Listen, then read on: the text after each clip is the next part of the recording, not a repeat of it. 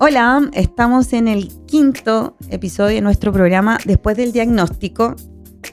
Me hago siempre una pregunta. ¿Podemos comer de todo cuando estemos en tratamiento de cáncer? Para ello está con nosotros Geraldine Perret, nutricionista oncológica, directora del equipo de nutrición de oncología. Ella tiene más de 15 años de experiencia.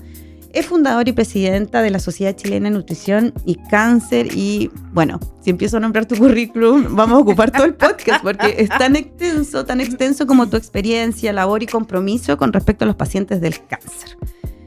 Para empezar, desde el principio, tú, según tus estudios y trayectoria, experiencia, ¿hay alguna relación entre la alimentación y el diagnóstico de cáncer en sí?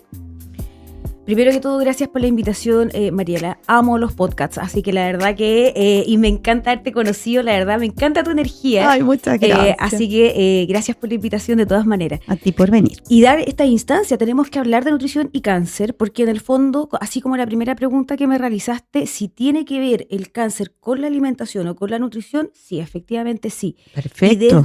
Y desde la prevención. Solo que hablamos poco de la prevención, Mariela. Perfecto. ¿Ya? Entonces, sí, un tema tabú, sé que a mí me costó un mundo llegar al tema de la nutrición. Sí, ahí lo vamos a seguir conversando. Entonces, la prevención, efectivamente hay ciertos alimentos, obviamente, que se habla que cuando uno los mantiene a largo plazo, hasta casi un 50% tiene la probabilidad de aportar o ser uno de los factores más importantes para que se desarrolle algún tipo de cáncer. Unos 3 o 5 más o menos, los más importantes, digamos, para poder retenerlos. ¿De alimentación? De alimentación. Sí, de todas maneras. El tema de la actividad física es un factor importante, el tema del alcohol y el tabaco, y también el tema, en cuanto a la alimentación, disminuir azúcares simples, por ejemplo, o alimentos ultraprocesados que tenemos un montón en la actualidad. ¿Como cuáles? Siempre hablan de los alimentos Sí. procesados. Yo me imagino que obviamente pasan por varias etapas de desarrollo se fabrican en la fábrica. Oh, valga la redundancia. Sí, bueno, los ultraprocesados quiere decir que cuando uno lee el etiquetado nutricional de los alimentos, tiene un montón de ingredientes que uno no conoce. ¿Ya? Perfecto. En esa categoría automáticamente caen el procesado, ultraprocesado, ¿ya? Que es lo más Clarísimo. fácil para poder como identificarlo. Excelente. Entonces, por ejemplo, yo siempre doy a mis pacientes el ejemplo del pan de molde. El pan de molde, por ejemplo, tiene un montón de ingredientes abajo, ¿cierto? Para poder conservarlos, etcétera. Ese cae en la categoría de un alimento también procesado, ¿ya? Entonces, porque el pan debería ser harina, levadura, sal, ¿cierto? Claro. Con ese tipo de ingredientes. En cambio, los otros ingredientes que le agregan para conservar entran en la otra categoría. Por lo tanto, el llamado es a comer más sano, a comer de lo más normal posible, ¿cierto? Sin Como en la restricciones, antigüedad. como en la antigüedad. Hacer nosotros nuestra propia básicamente. comida. O sea, sería ideal. Por ejemplo, el pan de las panaderías es un pan de súper buena calidad, ¿cierto? Es un pan que dura en el fondo lo que tiene que durar, es un pan que se hace con los ingredientes que uno conoce y que en el fondo es como el alimento que más que se consume, ¿cierto? Sobre todo en nuestra población. Cuando hablamos de largo plazo, una ingesta, por ejemplo, de largo plazo de este tipo de los top 3, digamos, o no hacer actividad física, ¿cuánto es largo plazo? Largo plazo, la verdad que no está tan definido así como en la literatura de cuánto deberíamos comer, pero por lo menos una alimentación occidental que tiene mucha grasa, mucho azúcar, por ejemplo, las bebidas que también es de un consumo súper normalizado, ¿verdad? Y que en el fondo no es como hay personas que la consumen todos los días, ¿ya? Y en eso por lo menos sobre 2 años, a lo mejor toda su vida que se han alimentado así. Claro. Porque en el fondo está normalizado el tema, por ejemplo, de los embutidos, normalizado el tema de las bebidas, por ejemplo. Y todo eso son alimentos procesados. Entonces, claro, lo consideramos dentro de nuestra alimentación de manera habitual, pero en el fondo la calidad nutricional no es tan buena, los aportes de los nutrientes que tienen no son tan buenos en el sentido de que no nos aporta tanto de lo que necesita el cuerpo. Excesos de sodio, excesos de grasa, la verdad que eso no es necesario. Perfecto. Para allá va la línea en el fondo de cómo tratar de alimentarnos más sano. O sea, más natural, con los ingredientes, a lo mejor preparar las comidas, no comprar tanta comida, no comprar tanta chatarra. Esto no quiere decir que no lo podamos hacer, María. Es que la vorágine que ¿Ya? tenemos actualmente no te da como para allá, voy a hacer pan. Ya, claro, en la actualidad, pero puedes comprar pan en la panadería. Entonces, Knockout. verde. Ya, pero entonces en el fondo, ¿a qué es lo que llamamos oficialmente con esto? Llamamos a que seamos conscientes de lo que estamos comiendo sin tantas restricciones. Y en el fondo es imposible mantener una dieta a largo plazo, ¿cierto? Por tanto tiempo que estemos toda la vida en dieta. Si en el fondo tenemos vida social, compartimos, la comida está culturalmente relacionada, ¿cierto? Con actividades sociales, con celebraciones, con penas, con alegría, con emociones, ¿cierto? Claro. En general. Por lo tanto, no es que sea algo restrictivo y que estos son malos, nunca más puedes tomar bebida, nunca más puedes comer este tipo. No, no es eso. El llamado es en el fondo hacer un equilibrio, ¿ya? Y que en el fondo seamos conscientes de aprender a alimentarnos de la manera a lo mejor más correcta. ¿Y en qué sentido? En las cosas que nos aportan más a nuestro cuerpo para mantener el sistema inmune, ¿verdad? Que en el fondo hacia allá apuntamos siempre, sobre todo con el tema del cáncer. Ahí lo vamos a conversar al final, porque ahora vamos a entrar en materia después de la prevención. Perfecto. Estoy en tratamiento de cáncer. ¿Cuáles son las secuelas alimentarias o que tienen que ver con la alimentación, dada la misma idea, pero recurrentes en radioterapia y quimioterapia? Y en cuanto a eso, ¿cómo se puede capear o pasar mejor todo lo que nosotros estamos transitando? Exacto. Yo creo que está este concepto, y siempre lo he conversado últimamente donde voy a exponer, de que normalizamos mucho esta sintomatología de las toxicidades que traen, ¿cierto?, la quimio, la radioterapia. Ahora, ¿cómo poder ayudar a eso? Primero que todo, podemos preparar al paciente para que no tenga tantos síntomas. Previo, ¿Ya? entonces. Previo, o sea, hasta el momento del diagnóstico, y la verdad que los equipos interdisciplinarios, ya esto está con evidencia, es un concepto que se llama prehabilitación. Ya los pacientes los podemos preparar antes de su tratamiento, ya sea cirugía, quimio o radioterapia. Generalmente esos pacientes que llegan preparados, por lejos tienen menor sintomatología, por ejemplo. Ya sea de la radio, la quimio, cualquiera de las alternativas, menores días de hospitalización, mejor cicatrización, por ejemplo, Mariela. O sea, la verdad que la prehabilitación es donde podemos intervenir para no normalizar tanto esta sintomatología que traen los tratamientos. Sí o sí. Sí o sí. Y para allá yo también estoy apuntando ahora con hartas cosas que estoy realizando, porque en el fondo creo que una de las cosas más importantes, que los pacientes se sientan seguros y que se sientan en el fondo acompañados para poder iniciar los tratamientos. Yo creo que esa parte es súper importante. No la recomiendo, o sea, no es que no la recomienden, no es parte de algún procedimiento que se le diga al paciente nutrición. En mi caso, que yo dije que no iba a hablar de mí, pero me pasó algo súper heavy con respecto a la alimentación, que fue después de radio, como la tercera, dolor en la garganta, lo que se transformó en una faringitis actínica. Faringitis actínica es una reacción a la radio, acá la faringitis, obvio, faringe. Y de ahí se me empezó a cerrar con mucho dolor, ya no podía hablar porque hasta la saliva me dolía como tragar vidrio. Y después de eso venía la quimio y terminé con un IMC bajo peso. Exacto. Porque no pude comer. Entonces ahí con una nutricionista oncológica que recién supe que existían, imagina. Esto fue en abril del 2024 y mi diagnóstico fue en 2023. Transité todo eso sin saber que existía tu especialidad. Exacto. Y de ahí ella, con un certificado médico, pude aplazar la quimio porque estaba bajo peso. Exacto, porque en el fondo las consecuencias cuando estas desnutrición que aparecen por una baja ingesta, o sea, cuando uno come poquito a raíz de otros síntomas por otro tratamiento, en el fondo trae mayores consecuencias, y ahí es donde aparecen las náuseas, vómitos, diarrea, constipación. En el fondo empeora el estado nutricional y en el fondo a veces dejan de poder terminar incluso los tratamientos. Disminuyen las dosis de las quimio, por ejemplo, si hubieses tenido en ese minuto, hubieses ingresado a la quimioterapia en esas condiciones, obviamente, todas esas toxicidades se disparan. Entonces, ¿qué es lo que hay que tratar de hacer? Evitar que lleguemos a eso.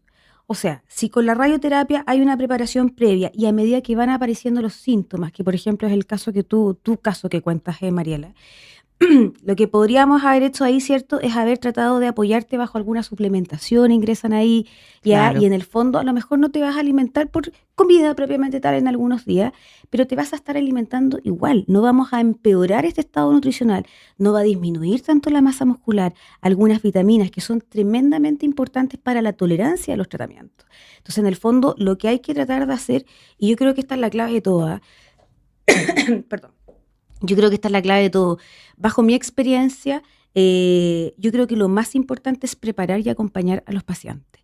Si es que van a aparecer estos famosos síntomas que son súper conocidos, ¿cierto? Que es lo que mencionábamos anteriormente, que les cambia el sabor, tienen sabor Eso, justo te metálico, iba a decir, quiero hablar tienen de problemas quimio. para tragar, por ejemplo, o sienten que la comida, ¿cierto?, queda un poquito más atorada, o se les seca la boca. Bueno, toda esta Las sintomatología, llagas en la la boca. mucositis, claro, las llagas y los dolores ahí. Entonces, todos estos síntomas en el fondo, si es que llegasen a aparecer después de la preparación en el fondo que hacemos, si es que llegan a aparecer, podemos en el fondo también intervenirlas a tiempo para que no empeoren, ¿ya? O sea, Claro. de verdad que la nutrición es súper importante, o sea, es un pilar más. Yo sé que todo el foco siempre lo tiene el tratamiento médico, ¿cierto? Claro, Y siempre se oncológico. lleva, y es real, o sea, por supuesto, no podemos, ¿cierto?, desconocer ese escenario, pero la verdad que la nutrición para mí va acompañado al lado del tratamiento oncológico. Imagínate, ¿Ya? yo no tenía idea, como te digo, llegué ahí por un tema de que yo dije, chuta, creo que estoy muy flaca, creo que no me he alimentado, creo que Claro, la quimio no me va a hacer bien, Y bajo creo. tu, y bajo Y tu bajo mirada. mi mirada, po. Exacto. Entonces, bueno, ahí donde yo siempre digo que hay que escuchar Sí. la guata, si Sí. yo, esto no puede ser, no puede ser. Está bien. Y la responsabilidad también del equipo interdisciplinario, porque en el fondo, si alguno del equipo detecta, tenemos que hacer las derivaciones, yo creo, ahí, Mariela, y ahí es donde conversar este tema. Por eso que es tan importante hablar de nutrición, porque en el fondo tenemos que llegar a todos lados. No solo llegar a los pacientes que conozcan, así como es súper desconocida que es real. Ya el área de nutrición oncológica, la verdad que poca gente tiene relación con esto, a no ser que alguien le cuente, o quizás alguna derivación de alguien, pero en el fondo no es algo como normalizado. Y era ¿Ya? qué importante, es que me está haciendo Sí. como estoy callado porque me hace como un clic para atrás, porque claro, pues el tema de la cicatrización es súper importante. O sea, el diagnóstico oncológico debiese venir con una sugerencia de nutrición oncológica. Exacto, de todas maneras. O sea, el diagnóstico debe ser intervenido a tiempo, porque en el fondo, ¿qué es lo que queremos hacer? Prevenir todos esos posibles síntomas donde bajan de peso, donde tienen sintomatología que impide que coma bien, ¿verdad? Que eso hace que se retrasen los otros tratamientos. O sea, nosotros, ¿cuál es el fin de la nutrición? Preparar a este paciente y que este paciente logre hacer su tratamiento y en las mejores condiciones posibles, con la mejor calidad de Yo vida. sí, quiero saber esto, pero estoy todo el rato que quiero saber qué podemos hacer previo a quimioterapia, que lejos es lo que a todos nos pasa, el tema del famoso sabor a pila. Yo sentía que como que se me había implantado una costra arriba del Sí. paladar y que de ahí me drenaba, ni siquiera pila, era como batería, era una cosa más fuerte. Vale. Entonces, si nos ayudas a saber cómo me puedo preparar para esto, y cómo va a ser el post. Yo como tips, solamente en mi humilde Ya. transitar, dejé de consumir todas las cosas que me gustaban, Ya. porque pensé que si me iba a quedar con el tema de que los consumí durante, la estaba pasando muy mal, Ya. iba a quedar con cierto trauma que ya venía de la faringitis actínica y así anteriormente. Ya, Exacto. no interrumpo más, necesito saber. Exacto. Bueno, como en general, aquí un nutriente crítico, clave, durante todo el ciclo, durante todo el proceso, durante todo el viaje del paciente, son las proteínas, Mariela. ¿Ya? Y las proteínas son la base, porque en el fondo las proteínas forman sistema inmune, las proteínas tienen que ver con la tolerancia a los tratamientos. O sea, cuando los pacientes bajan de peso, la traducción de baja de peso es baja de masa muscular principalmente. Claro. ¿Ya? Por lo tanto, la preparación va enfocada a eso. Ahora, hay distintos escenarios, obviamente, donde el paciente solo por el tipo de tumor que tiene bajó de peso antes, sin iniciar ningún tratamiento. Claro. ¿Ya? O sea, por ejemplo, los tumores de cabeza y cuello, o los tumores gástricos, por ejemplo, el cáncer de estómago, de colon, por ejemplo, hepático, el de páncreas, son súper complejos porque antes de iniciar tratamiento ya tiene un impacto desde el punto de vista de la nutrición. Y no hay prevención. ¿Ya? O sea, igual un transitar más. O sea, claro, entonces en el fondo la intervención ahí tiene que ser realmente, son pacientes más críticos que hay que acompañarlos realmente todo este proceso. Ahora, hay algunos que obviamente, por ejemplo, los de cáncer de mama, que a veces no tienen, y la mirada es que no tiene tanto impacto nutricional, ¿ya? Que en el fondo siempre ha sido como es el foco y como que no es uno de los considerados de más de riesgo nutricional, por decirlo así. La verdad que yo en la práctica he visto que es súper complejo el tema del cáncer de mama. Muy común, obviamente, el más común en mujeres en nuestro país, ¿ya? Y tiene mucha sintomatología asociada que todos lo normalizamos. Entonces, claro, lo dejamos a veces no tan acompañado porque dice el oncólogo, pero está sobrepeso, pero en el fondo se ve súper bien, va a aguantar el tratamiento, ¿cierto? Pero ¿a qué costo va a aguantar el tratamiento? Entonces, no hemos medido vitamina, no sabemos cuánta proteína está comiendo. De hecho, Solo el hemograma, po. solo el hemograma. Ay, yo sí voy como Sí. una revelación. Claro, porque en el fondo esta parte es súper importante en los pacientes, ¿ya? Entonces, claro, ¿cómo preparamos? Generalmente la preparación depende del tipo de cáncer, depende del tipo de tratamiento que va a tener el paciente, depende del tipo de droga que va a tener Eso te el iba a decir, paciente. analiza las drogas, ya. ¿Ya? O sea, tenemos que mirar el escenario completo, ¿ya? O sea, por eso que no es algo que uno diga, cáncer X, esta es su pauta, listo. No, no funciona así porque no se puede, porque hay que tener todo este escenario complejo. Exacto. Un paciente es un mundo entero. Qué ¿Ya? bonito, me gustó. Es un mundo Expropiado. entero. Es un mundo entero. Yo siempre digo, Claro. todos los cuerpos reaccionan distinto, pero en realidad es un mundo, porque Es un mundo. imagina las personas que son buenas para comer, buenas para el Claro. dulce, Y es un que mundo- quizás ahí lo vamos a tratar, si Sí. es que dentro de los mitos, si es que por eso efectivamente se alimenta el cáncer, que lo desconozco también. O sea, está el mito, quisiera confirmarlo. Está el tema de que también te da como una especie de depre, porque el azúcar también te da ciertos estados de energía que son muy breves, pero en el fondo te acompañan en ciertos periodos que ya son de pena y no podéis comer. Entonces, Claro, entonces, en el fondo, imagínate ese escenario complejo de este paciente, que es todo este mundo con emociones, con tratamientos, con miedo, ya, con un tema asociado de muerte inevitable cuando a uno le dicen cáncer, pensar en lo peor, ¿verdad? Por lo tanto, es todo este escenario, el tema del mismo, cómo funciona el GIES, cómo funciona el tema de los ¿el GIES no pagos, está la cómo nutrición? funciona, no. Cómo funciona, no está todavía. Cómo funciona un montón de cosas. Entonces, al final este paciente es un escenario complejo, asustado, que en el fondo, y obviamente uno tiene que empatizar con esa sensación también ahí, Mariela. Entonces, ¿qué hacemos? Yo siempre le digo a mis pacientes, esto no es una lista de restricciones, ¿ya? Una lista de cosas que vamos a prometer el cielo, mar y tierra con la nutrición. Lo que en el fondo nosotros sí podemos asegurar, basado en la evidencia, es que usted va a tener mejor tolerancia a esto. Oye, imagínate, sus perdón, tratamientos son que más te- efectivos. Que Dale te, nomás. que te distraiga, que te interrumpa. El tema de... Hay una rebeldía, siento yo, porque yo he escuchado cuando tuve gente que diagnosticada de cáncer y como que esta sentencia de muerte, en el fondo yo siempre lo digo, porque tú, Sí. chuta, por un tema también de ideología, de palabra, tú ya, cáncer, hasta ahí llegaste. Fuman. Entonces tú le dices, oye, no fumes. ¿Y qué te dicen? Me va a dar cáncer. Entonces anda como una rebeldía. No comas azúcar. ¿Y qué? Exacto. O sea, es difícil. ¿cómo luchar contra eso? Porque aparte que debiese serte un programa ya obligatorio, entre comillas, o que se sugiera, pero si el paciente no quiere. Exacto. Mira, generalmente, bajo ninguna circunstancia, obviamente en base como al miedo un poco, Mariela, ni a la obligación. Los pacientes, en el fondo, cada uno es libre en este mundo entero que conocemos, ¿cierto? En cada consulta. Es libre de tomar las decisiones. Lo que yo sí trato de convencerlos, entre comillas de convencerlos, de por qué cuidarse cuando a lo mejor hay más resistencia efectivamente y sobre todo por las emociones que pueden estar pasando en ese minuto, es explicarle qué es lo que pasa cuando está haciendo eso. Bueno, en todo caso, si ya ¿Ya? está en tu consulta porque quiere un cambio. Porque quiere un cambio a menos que lo también. lleven A ver, obligado. claro, tengo pacientes, yo les pregunto, ¿por qué viene? ¿Viene obligado Mi o señora alguien me lo mandó. mandó? Tal cual, o sea, de verdad que todavía me pasa. Y con el diagnóstico, como que porque está el concepto, Mariela, de que la nutrición es como, ya me van a decir que no coma esto, que no coma esto, que no coma Lechuga. esto, fin. ¿Cachai? Entonces, Claro. como que en el fondo el paciente llega con esa idea, literalmente. Llega con la idea de que me van a prohibir todo, no voy a poder comer nada, entonces ¿para qué me sirve la nutrición si me prohíben todo?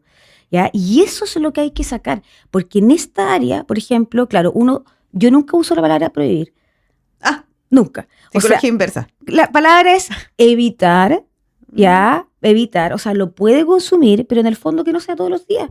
Prefiramos cosas que nuestras células necesitan, que sus Recompénsense. células de pronto. necesiten. Claro. Si se porta bien, Vaya el fin de Se semana, recompensa. comas un pedazo de pastel, lo que quiera. tome Coca-Cola. Tome Un Coca-Cola. vaso.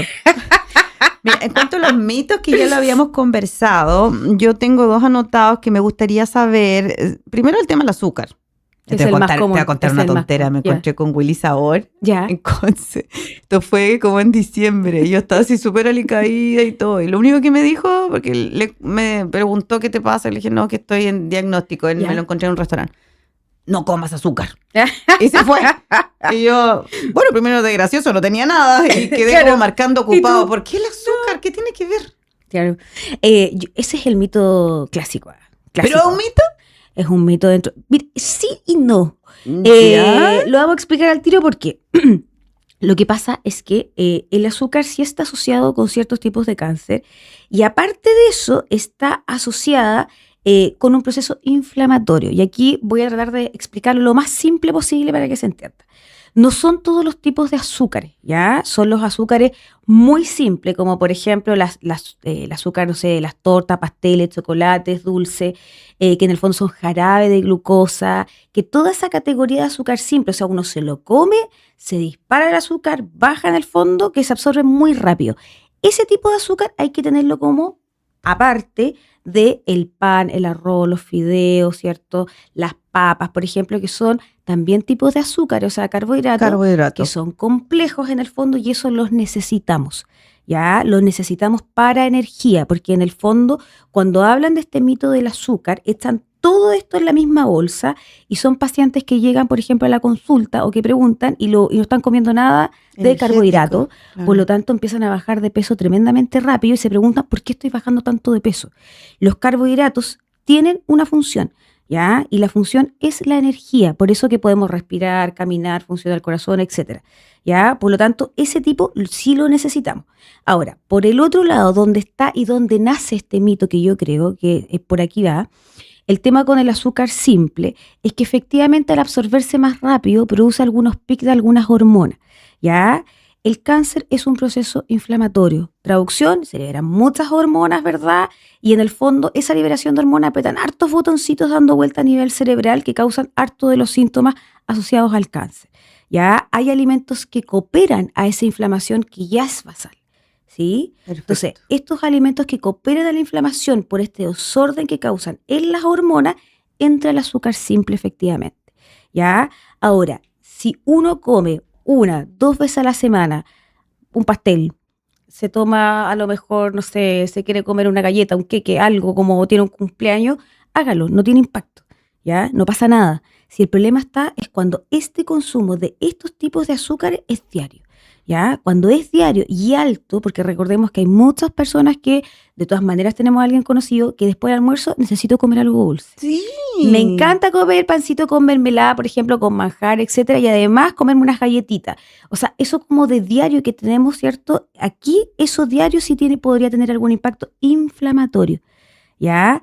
Pero en el fondo no tiene un impacto de que va a alimentar el cáncer, no tiene un impacto que si uno lo hace una vez a la semana de que va a pasar algo terrible. No, ninguna de esas opciones. Ni aunque ¿Ya? tuvieras algún familiar con cáncer, por un tema genético. No pasa nada. Si Tranquilidad. En el fondo, tranquilidad. En el fondo, aquí volvemos a lo que hablábamos al inicio de la prevención, volvemos al tema del equilibrio, volvemos al tema de ser consciente qué es lo que realmente nos nutre. Y eso yo creo que es donde tiene que ir el foco de la educación, porque a veces consideramos o clasificamos esto es bueno, esto es malo, ¿ya? Y en ese limbo que queda ahí entre lo bueno y lo malo es donde las personas se van a los extremos, bajo mi mirada. Sí, aquí, dentro del mismo punto del azúcar, mis chicas lindas del área de quimioterapia, que las quiero tanto, en la charla prequimio, menos mal para que te anticipen, ahí me comentaba la enfermera que con el corticoide que tienes, por ejemplo, yo me pasaban droga los lunes, entonces tenía que empezar el domingo con corticoide, el lunes me los pasaban por vena, martes tenía que seguir con corticoide. ¿Para qué hablar de la corticoiditis? Pues si andaba como 24 horas casi sin dormir. Entonces ahí me decía la enfermera, ahí le va a producir ganas de comer azúcar. ¿Eso es real? O sea, obviamente sí. No lo voy a cuestionar, o sea, me refiero a en qué sentido es. No, perdón, justo le estaba tirando flores. Ay, pésima, perdón. Está bien. Lo que pasa es que los corticoides efectivamente, bueno, se utilizan obviamente para disminuir algunos de los síntomas asociados a las drogas, ¿cierto? Por eso que a todos los pacientes le colocan, a la gran mayoría, ¿cierto?, el tema de los corticoides. Pero sí, efectivamente, lo que hace el corticoide es que causa más apetito, ¿ya? Es uno de los síntomas que tiene asociado. Y efectivamente es un problema entre comillas, como que porque lo podemos usar de manera positiva también, los corticoides, ¿cierto? Obvio. El tema ¿cómo se llama? Con el tema ay, se me fue a mi lado.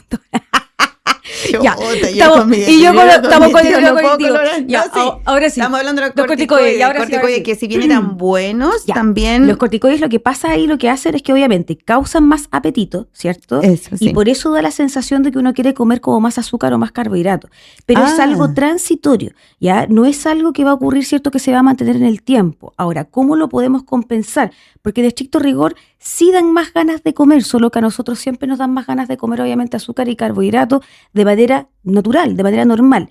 Ya eso ocurre solo durante un periodo, obviamente, mientras uno está con los corticoides. Después de esos efectos disminuye. ¿Cómo lo podemos manejar? Porque sí da más hambre, es real. ¿Cómo lo podemos manejar? Es en elegir la calidad de los nutrientes que vamos a consumir. Proteína. Ya, por ejemplo, proteínas, por ejemplo, algún tipo de grasas de buena calidad, ¿cierto? O de compensar, si en el fondo no es restringir el carbohidrato de que uno pueda tener ganas de comer, sino que en el fondo que sea lo más equilibrado para que no sea el foco solo en los carbohidratos a lo mejor. Porque en el fondo, claro, es como cuando uno no almuerza, por ejemplo, y llega a comer más tarde, ¿qué es lo primero que come?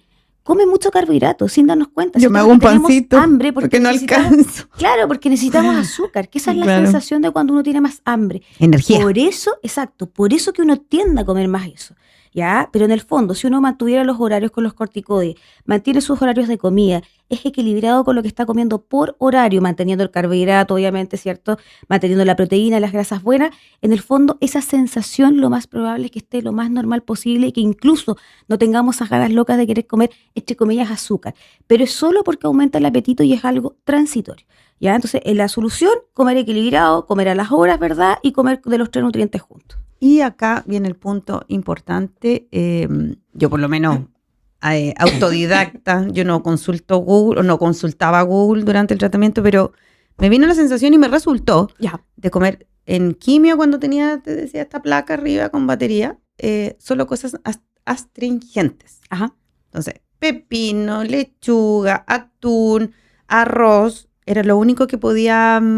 ¿Qué toleraba? ¿Sabes que yo sentía que esto se me reactivaba con la grasa?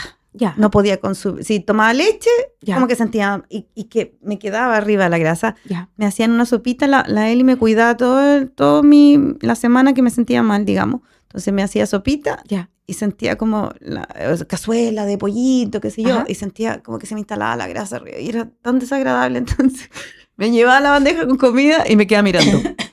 Y yo, por ese sabor metálico. Claro, entonces trataba de aguantarme por un tema de amor también a la comida. Ya, no le gustó, me decían. Menos mal que no está embarazada. Y volvía con otro plato y quería todo por separado. Entonces eran puros pocillos. Entonces ahí, ¿qué recomiendas para puntualmente este sabor que nos pasa a todos? En el fondo, independiente de las drogas que nos... Sí, es uno de los síntomas más comunes, esta disgeusia que se llama, ¿cierto? ¿Cómo se llama? Disgeusia. Disgeusia. Que en el fondo este sabor metálico que cambia el sabor, que se acentúan algunos sabores. ¿Por qué se produce? Se produce, mira, la causa es por las drogas propiamente tal. Siempre los culpables aquí son las drogas, ¿ya? Pero en el fondo para poder tratarla a veces... funciona porque hay que, como tú comías ese tipo de alimentos, hay algunos pacientes que les funciona y a otros que no, ¿ya? Entonces aquí depende de la tolerancia y cada uno va probando qué es lo que le va funcionando, porque en el fondo uno le puede entregar una lista de alimentos al paciente, ¿ya? Esto le va a funcionar, pero a Juanito Pérez no le funciona nada. Porque somos ¿ya? un mundo. Y a ti, exacto, porque somos un mundo cada uno. Por lo tanto, es complejo. Ahora, hay algunos déficits que están asociados hasta pérdida de sabor. Y aquí tenemos el tema de, por ejemplo, el zinc. El zinc está muy asociado con el tema, por ejemplo, del sabor y el tema de las mucositis. ¿Ya? Entonces tenemos que evaluarlo para suplementarlo y a veces funciona súper bien. El tema de los enjuagues, por ejemplo, con el famoso bicarbonato y el agüita de matico. Claro, me acordé las pastillas de menta, estas gomitas me hacían súper bien, entonces, la clorofila. Funcionan en el fondo, mira, lo que más dice la evidencia es el tema, por ejemplo, con el zinc, es el tema, por ejemplo, con los enjuagues propiamente tal. Cuando hay este sabor metálico, a veces sin mucositis, o sea, sin heridas en la boca, funciona lo más cítrico, por ejemplo, agregarle el agua un poquito de limón, funciona a algunos pacientes, la gran mayoría, no todos, porque en el fondo este consejo es como universal, pero, insisto, enfocado, volvemos a lo mismo, claro. ¿Cachai? Entonces depende ahí como del caso del paciente que tolera más, pero generalmente, obviamente estas drogas que afectan las células de recambio rápido, ya las drogas de la quimio, por eso que afecta el tema del pelo, la boca, el esófago, el estómago y el intestino, que en el fondo son células de recambio rápido y producen toda esta sintomatología digestiva que existe, y ahí es tema de las mucositis, el tema del sabor, el tema de las diarreas, el tema de la constipación, etcétera, porque acuérdate que las mucositis no dan solo en la boca, a veces dan en el esófago o dan en el intestino, sí.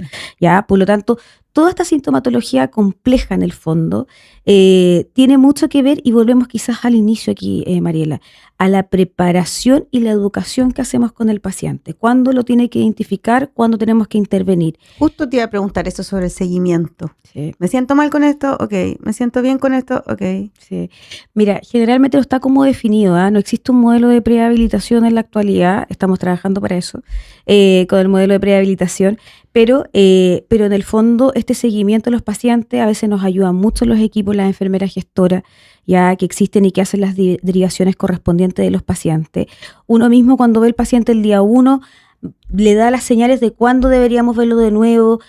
A veces obviamente hay SOS, yo entrego mi teléfono como si nada, o sea, yo escríbame, pasa algo, escríbame mientras yo pueda ayudar en el minuto algo SOS, y que en el fondo pueda aliviar a lo mejor ese síntoma que llegó a aparecer, ya, pero en estricto rigor deberíamos tener algo definido en la prehabilitación, definido en el seguimiento, Mariela, de cuántas veces deberíamos ver a este paciente, cuánto deberíamos verlo, ¿cierto?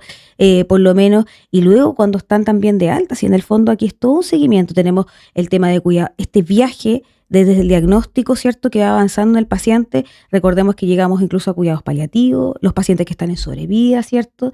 Y que ¿qué hacemos con ese paciente? O sea, lo vemos en el tratamiento, vemos antes, durante el tratamiento y después, adiós. No, porque en el fondo tenemos que seguir haciendo seguimiento a estos pacientes, no los podemos dejar en todo este viaje. Y en el fondo el acompañamiento es porque también se van modificando algunos tratamientos, algunos síntomas. La desnutrición lamentablemente también empeora a medida que el diagnóstico se alarga, ¿verdad? Por lo tanto, todas esas cosas que podemos ir ayudando y que podemos intervenirla, la clave es que sea a tiempo. Es súper importante porque desde mucho tiempo atrás yo sé que existe este lema, tú eres lo que comes. Sí, y es tan cierto. Pero es tan importante. Es tan cierto. Y para terminar, sé que dentro de tu currículum has hecho muchos estudios, sobre todo en uno de los ámbitos de las políticas públicas. Estamos en medio de campañas electorales, entonces sobre eso, y que de hecho en la conversación lo voy detectando, porque coincidimos en que no hay una conciencia o una cultura, mejor dicho, sobre la alimentación y este desafío oncológico que sí tiene mucho cambio en tu cuerpo, y qué mejor te puede ayudar de lo que ingieres a tu cuerpo. Entonces, en este sentido, me gustaría saber qué recomendarías tú, o en qué se está trabajando, o cómo intervenir en este cambio de switch con respecto a la importancia de la alimentación. Sí. Es complejo, es una pregunta difícil, Mariela. La verdad que yo creo que personalmente llevo como esta bandera de tratar de hablar de este tema solo primero para insertar la semilla de que existe esta área, de que tenemos que trabajar y que en el fondo cómo lo podemos hacer. Yo pensé que desde mi escenario sola es difícil. Ya yo amo esta área profundamente, veo el impacto de manera diaria en los pacientes, es una brutalidad, ya, o sea, una diferencia, un paciente que va solito, un paciente que va acompañado es otro escenario, ya, absolutamente, en todo. Por lo tanto, nace la idea de la Sociedad Chilena de Nutrición y Cáncer, que es una de las cosas que también, obviamente desde el punto de vista científico, también quiere impulsar, y obviamente tenemos más fuerza si nos apoyamos también con las otras sociedades científicas que existen en el área de oncología. ¿Ya? Porque imagínate que hay que respaldar a nivel de paper o literatura médica, algo que es pero básico. Y existe, o sea, hay mucha ahora, Mariela, sí hay mucha, ya, solo que en el fondo quizás yo creo que faltaba más difusión. Literalmente en esa parte, ya, porque en el fondo la persona que me da la idea para llevar adelante este proyecto de la sociedad, cuando me da la idea de esto, me dice, es lo único que falta, y no entiendo por qué falta, fue un oncólogo, ya, porque en el fondo está psicólogo, están los kines, están los oncólogos médicos, está la sociedad de enfermería, y nutrición, ¿dónde está? ¿Ya? Y efectivamente, claro, y esto de verdad que nos ayuda a impulsar el tema también de políticas públicas. Yo el año 2018 empecé a trabajar con el Ministerio con el tema de una orientación técnica, que es la primera que sale enfocada a paciente oncológico y nutrición. Fue publicada el año pasado, después de mucho rato, y burocracia, se demoró un montón, pero logramos que esto se pudiera publicar finalmente para el apoyo a profesionales, tanto de la parte pública como privada, ya, de la intervención, de lo que dice la evidencia en el fondo, y no asociado a tanto mito que hay dando vuelta alrededor, ya, que incluso a veces sale de los mismos profesionales que escuchamos, ya. Entonces, esto sale un documento que pone como la pelota en el piso. Un estándar. Ya, un estándar, de aquí partimos en adelante. Ahora, ¿cuál es el siguiente desafío que tengo y que estoy llevando adelante? Es el tema de la prehabilitación. Ya, si tú me preguntas así como dónde hay que poner el foco ahora, bajo toda mi mirada y bajo toda mi experiencia, es en la prehabilitación, porque ahí es donde partimos con el contexto paciente. La prehabilitación, ¿en qué consiste? Porque La no lo había escuchado. Ya, la prehabilitación es el concepto que generalmente son 3 como patas, ¿ya? Uno es la nutrición, otra es kinesiólogo y la psicóloga. ¿Ya? Excelente. Se ha visto que cuando el paciente se interviene desde el momento del diagnóstico con estos 3 puntos, es un paciente que tiene todo para adelante, mejore los resultados. No puedes comer, te duele todo el cuerpo y te sientes mal mentalmente, como que el mundo se te vino encima. Entonces, sujetamos y sostenemos a este paciente. Ay, lo llevamos a los tratamientos, ¿ya? Entonces, en el fondo, la prehabilitación, ¿qué hace? Porque, claro, la prehabilitación es antes del inicio de los tratamientos, ¿cierto? Que hacemos todo este seguimiento y toda la intervención. Y aquí, desde el punto de vista, todo lo que hace el kine, todo lo que hace la psicóloga y todo lo que hace la nutricionista oncológica. Un equipo multidisciplinario, en el fondo. Formamos un equipo interdisciplinario. Y ahora este paciente, bueno, se va a su tratamiento, ¿cierto? Y en el fondo ya no existe el concepto de prehabilitación, porque ya lo prehabilitamos. Perfecto. Entonces, ¿qué pasa después?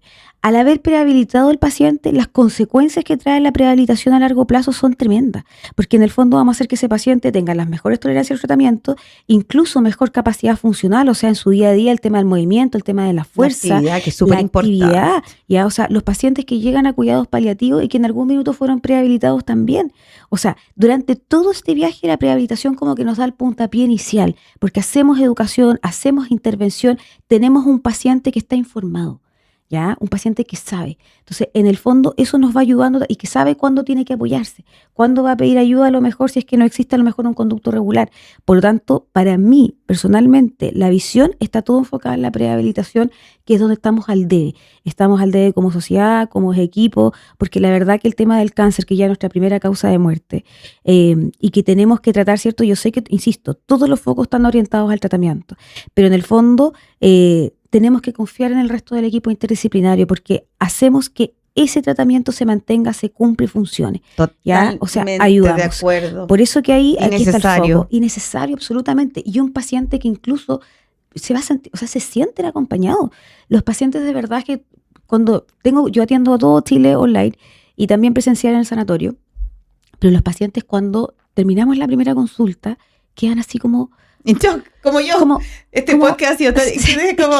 Quedan los pacientes así como... información. Gracias, o sea, de verdad no sabía esto, en verdad, como que se sienten confiados, se sienten acompañados, es otra la mirada. Y a veces incluso han pasado por otras experiencias, Mariela, donde viene el tema de las restricciones, les dan unas bombas, cuestiones sin sentido, y es un paciente que se siente presionado, ¿ya? Entonces, desde mi punto de vista, pero sin ninguna evidencia científica detrás y ninguna guía. Es como, ¿quién da la solución mágica más? Y eso no existe. Como decía la psicóloga, la Fabiola, decía como que te dan un bote, pero con un remo. Exacto. Entonces más te quitan herramientas. Oye, Geraldine, esta conversación daría para mucho más. Yo pero ya quiero información. Pero yo te agradezco mucho tu visita, cómo vamos a apoyar a los pacientes que están transitando, sus cuidadores también, para que pongan ojo ahí con la rebeldía y con que no quiero hacer nada, no quiero comer nada. Entonces, te agradezco, Geraldine. Muchas gracias y los invitamos a seguir en nuestras redes sociales, la Radio Florencia y Después del Diagnóstico, y los dejamos muy invitados para nuestro siguiente capítulo en este mes rosa que ya vamos cerrando. Muchas gracias, Geraldine. Gracias, Mariela, gracias por la invitación. Solo un mensaje quizás al final para cerrar. La nutrición es parte del tratamiento, no es algo opcional.